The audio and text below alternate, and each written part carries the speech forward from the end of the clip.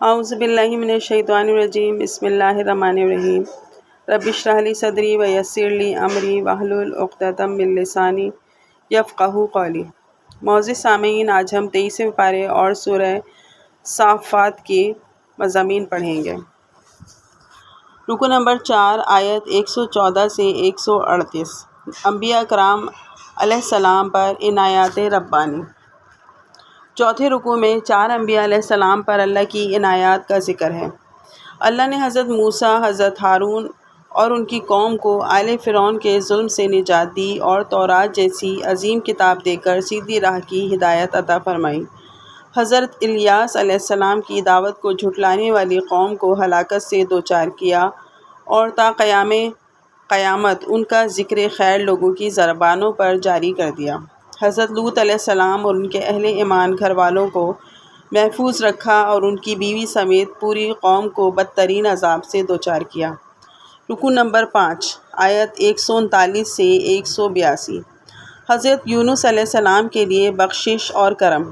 5ویں رکوع میں بیان کیا گیا کہ حضرت یونس علیہ السلام اللہ کا حکم آنے سے قبل ہی قوم کو چھوڑ کر ہجرت کر گئے۔ اللہ نے انہیں امتحان سے گزارا اور وہ سمندری سفر کے دوران ایک مچھلی کا لقمہ بن گئے۔ البتہ اللہ نے انہیں مچھلی کے پیٹ میں محفوظ رکھا۔ وہ اپنی کوتاہی پر اللہ سے بخشش طلب کرتے رہے۔ اللہ نے ان کی فریاد سنی اور مچھلی کو حکم دیا کہ انہیں خشکی پر اگل دے۔ اللہ نے ایک بیل کے پھل کے ذریعے ان کے زخمی جسم کو ٹھیک کر دیا۔ ان کی قوم گناہوں سے تائب ہو کر انہیں ڈھونڈتی ہوئی ان تک آ پہنچی اور ان پر صدق دل سے ایمان لے آئی۔ اللہ نے اس قوم کو ایک مدت تک اپنی نعمتوں اور برکتوں کا انعام عطا فرمایا۔ اس رکوع میں مشرکین مکہ کے اس باطل عقیدے کی نفی بھی کی گئی کہ فرشتے اللہ کی بیٹیاں ہیں۔ فرشتے اللہ کی فرمانبردار مخلوق ہیں اور ہر وقت اس کے حکم کے منتظر رہتے ہیں۔ اللہ نے اپنے رسولوں کے لیے طے کر دیا ہے کہ ان کی مدد کی جائے گی، وہ غالب آئیں گے اور ان کی دشمن قومیں ہلاک کر دی جائیں گی۔ آخر میں اعلان کیا گیا کہ اللہ مشرکین کے گھڑے ہوئے باطل تصورات سے پاک ہے۔ کل شکر و ثنا اسی کے لیے ہے، سلامتی و رحمت ان کے لیے ہے جنہیں اللہ نے اپنا رسول ہونے کا اعزاز عطا فرمایا۔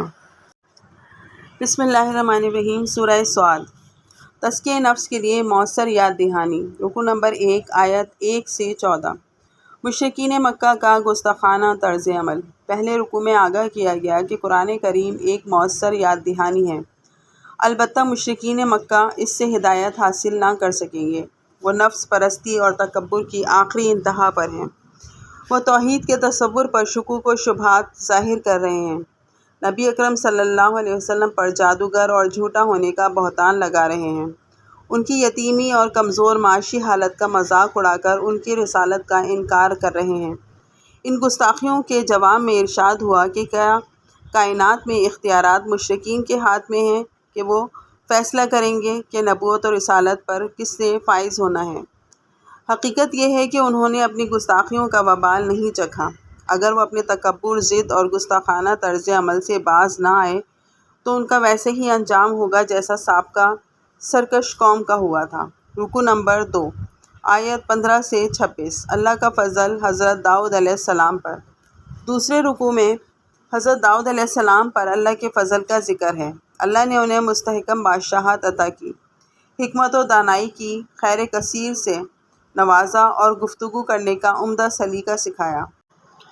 وہ اللہ سے لو لگانے کا خصوصی اہتمام فرماتے تھے۔ انہوں نے اپنی سرگرمیوں کے لیے دن مخصوص کر لیے تھے۔ ایک روز دربار میں بیٹھ کر امور مملکت چلاتے اور لوگوں کے درمیان تنازعات کا فیصلہ کرتے۔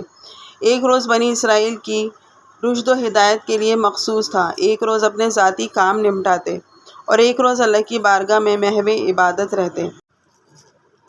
ایک ایسے دن جب کہ محو عبادت تھے، ان کے حجرے میں اچانک 2 گروہ دیوار پھاند کر داخل ہوئے۔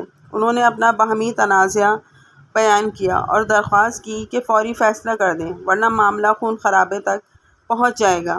حضرت داؤد علیہ السلام نے فیصلہ تو فرما دیا لیکن انہیں محسوس ہوا کہ ان سے ایک کوتاہی ہوئی ہے۔ وہ منصب خلافت پر ہیں اور انہیں ہر وقت تنازعات کا عدل کے ساتھ فیصلہ کرنے کے لیے دستیاب ہونا چاہیے۔ ایسا نہ ہو کہ فیصلے میں تاخیر کسی فساد کا سبب بن جائے۔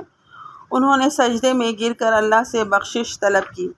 اللہ نے انہیں بخشش کی بشارت دی اور آگاہ کیا کہ انہیں خلافت کا منصب عطا کیا گیا ہے۔ ان کی سب سے بڑی عبادت اور نیکی یہ ہے کہ وہ لوگوں کے درمیان عدل کے ساتھ فیصلہ کرتے رہیں۔ رکو نمبر 3 آیت 27 سے 40۔ نیکی کرنے والے اور برائی کرنے والے برابر نہیں۔ تیسرے رکوع میں ارشاد ہوا کہ کائنات کی ہر شے کی تخلیق با مقصد ہے اور وہ اللہ کی اطاعت کر رہی ہے۔ انسانوں کو بھی یہی حکم ہے کہ وہ اللہ کی فرمانبرداری اختیار کریں۔ فرمانبردار اور نافرمان برابر نہیں ہو سکتے۔ فرمانبرداروں کے لیے نعمتیں اور نافرمانوں کے لیے شدید عذاب ہے۔ آگاہ کیا گیا کہ قرآن حکیم اس لیے نازل کیا گیا ہے کہ تاکہ لوگ اس مبارک کتاب پر غور و فکر کر کے نصیحت حاصل کریں۔ اس کے بعد حضرت سلیمان علیہ السلام کے بلند مقام و مرتبہ کا ذکر کیا گیا۔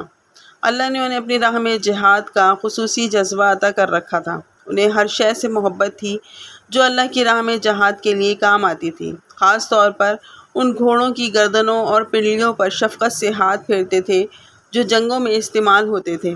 اللہ نے انہیں خوب نوازا اور ہوا پر اختیار دے دیا، جس رخ پر چاہتے اور جس رفتار سے چاہتے اسے چلنے کا حکم دیتے۔ انتہائی طاقتور جنات ان کے قابو میں تھے جن سے بڑی بڑی تعمیرات کراتے اور سمندروں سے موتی اور خزانے برآمد کراتے۔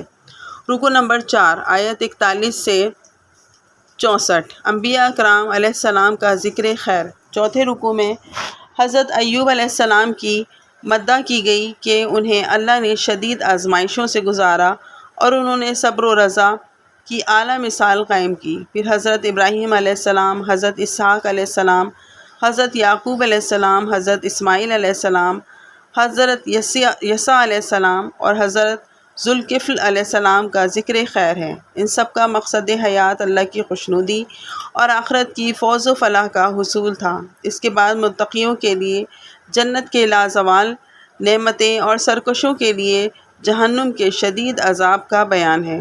جہنم میں گمراہ اولاد اللہ سے فریاد کرے گی کہ ہمارے ان والدین کو بڑھتا چڑھتا عذاب دے جنہوں نے ہماری بری تربیت کی اور ہمیں اس بربادی تک پہنچایا۔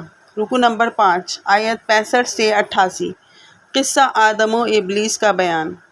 5ویں رکوع میں فرشتوں کے سامنے اللہ کا یہ فرمان نقل ہوا کہ میں ایک انسان گارے سے بنا رہا ہوں، جب میں اس میں اپنی روح ڈال دوں تو تم اس کے سامنے سجدے میں گر جانا۔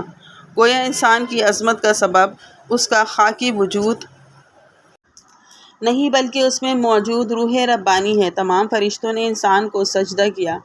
سجدے کا حکم فرشتوں کے ساتھ ساتھ ایک جن ابلیس کو بھی دیا گیا تھا۔ اس نے تکبر کی وجہ سے سجدہ کرنے سے انکار کر دیا اور اس انکار نے اس بد نصیب کو کافر و ملعون بنا دیا۔ بسم اللہ الرحمن الرحیم۔ سورہ زمر۔ اللہ ہی کی عبادت کا بیان۔ رکو نمبر 1 آیت 1 سے 9۔ اللہ کی بندگی کرو خالص اطاعت کے ساتھ۔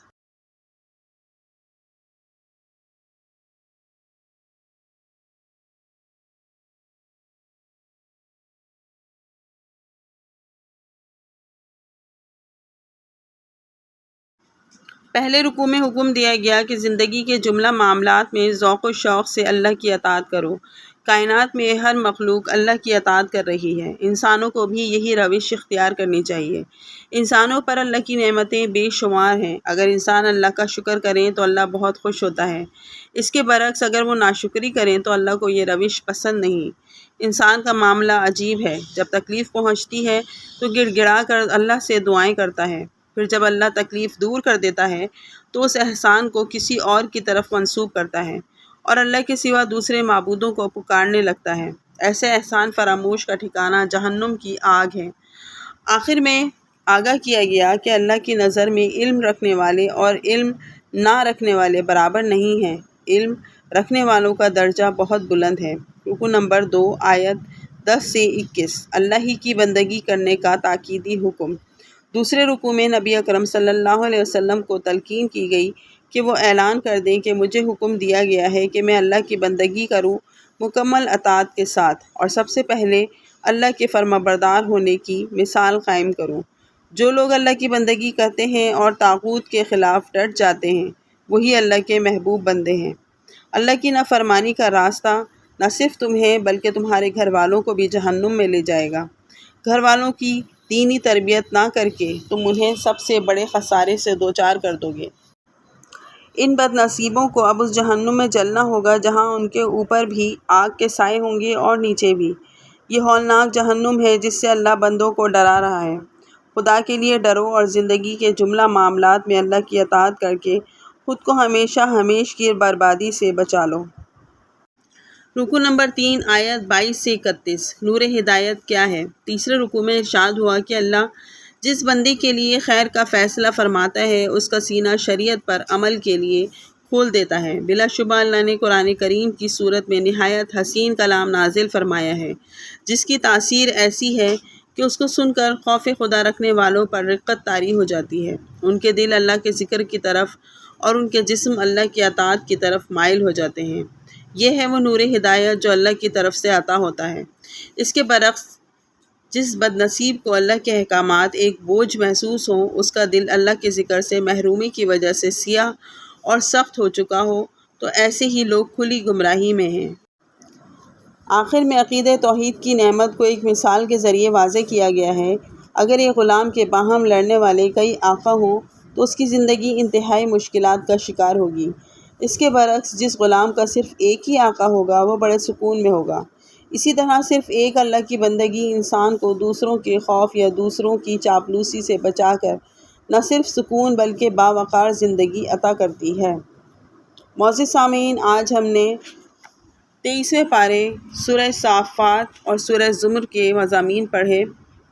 اللہ تعالی ہمیں اور آپ کو اس کو سمجھنے اور اس پر عمل کرنے کی توفیق عطا فرمائے۔ آمین۔ وما علینا الا البلاغ۔